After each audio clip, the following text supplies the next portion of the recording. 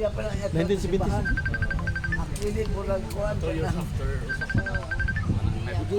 organized. 1976 nasugod ko na sa Ang mga sa Mandawi niya, pero sila nagkaroon ng Aroko. Si Gati Pinlobalaki, si Gagdang Taniti, okay na organize pang-organize dito sa Panama. Ang among decision ito, yung first degree, hindi pa iskulahan sa Pasapay. Hindi pa na iskulahan ito. Kuhan ito, magtinira naman yan ito. Kanang iskulahan, kaya wapamantay, building yan, wala tayo. Pangpos ginoo, ay ako na-expose na pangpos na sa Columbus dito sa Quezon City. Nasa sa Manila for 5 years. From 1965 to 1970. So dito na, na-recruit ako dito sa Lourdes Parish na sipahan. Sa first degree ko dito. So din usap ko kuhan, initiate sa first degree bago. Yung mga ito na nagsugod, nagtipon-tipon, o si Alcinisa, si Brad Carling Arugo, si Brad Epin Lumalaki, nagtawag sila. Kapag si Brad napahasa tawag, o naman ko, ibalita, Brian Minam, pero man ito, kuyo sa guwama ng mga kapit. O ito yung pa-organize, dato sa kawan. Nice of Columbus, Council 7101. Yan mo lang, suod yan, ito mo lang family affair mo yun yung Nice Columbus. Panahon nakahosta sa Columbus Day, ang atong mga ladies nag-organize o Rigodor de Honor. Ito yung naka-aligli sa mga pamilya na ito. Doon ay program sa Rigodor de Honor. Sa pang mo apil may basketball team kanya to. Pero kani mga sports activities at importante ang activities ng families mo importante. Tumapa sa giyon ako ni Father Lito. Kailangan doon ang technician. Meeting lang yung attendant. Makapundok ang pamilya, makasuot ang pamilya, magtinabangay ang mga pamilya. That's the nice. Because the nice of Columbus is a family organization. Alright. Mga pamilya ko na. O na ang tungad to, nakadaghan ang recruit. Ay gani, na member ko sa team support degree. Abot ko,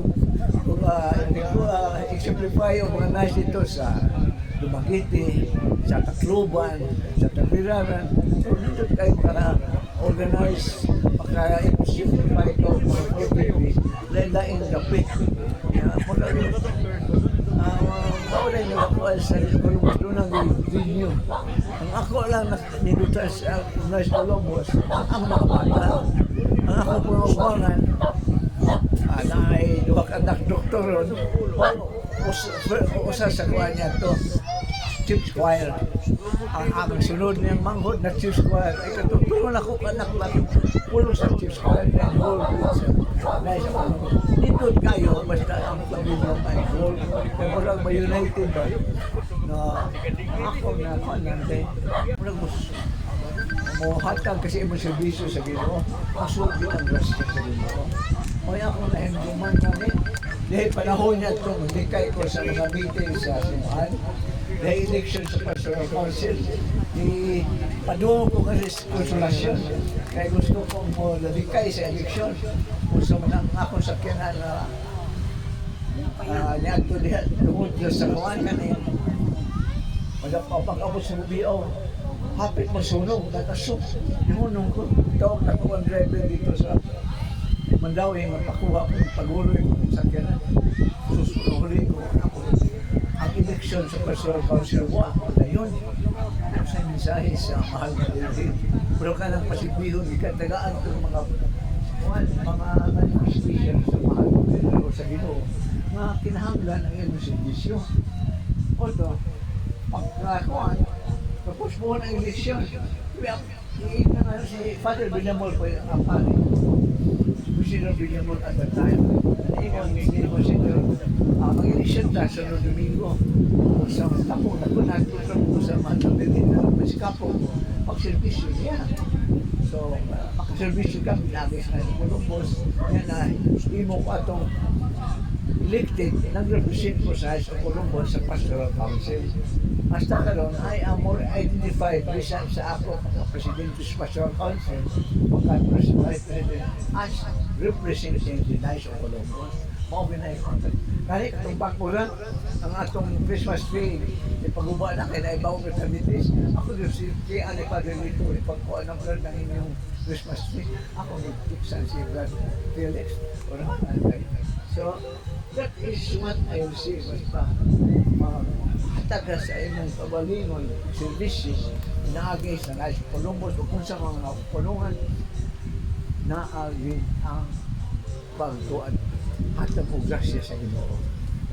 Ibaw ko, gani, labay ko rin, bidyahan gani ko ni Brad Pagtel.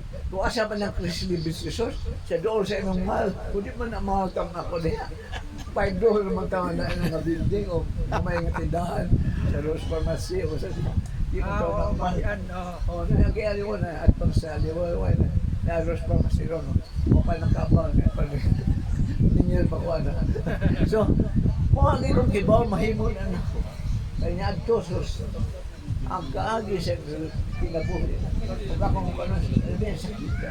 Ang anak ko tulo kalaki, pulos masakiton, hemophilia. Pag-bleeding, hindi masamad.